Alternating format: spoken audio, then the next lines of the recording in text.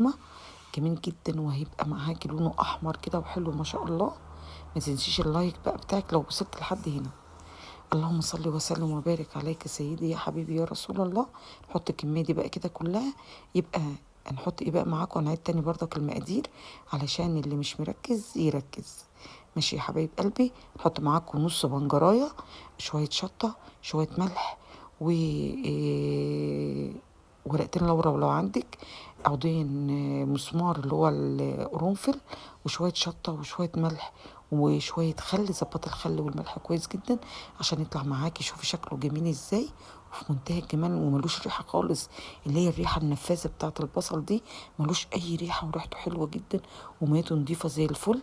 يا ريت الميه بتاعه الترش لازم تكون ميه بتغلي وتتساب تبرد خالص علشان تديكي نتيجه حلوه جدا وما يعملش ريم. ما تنسيش بقى اللايك والشير وسبسكرايب للقناه عشان يوصلك كل جديد. السلام.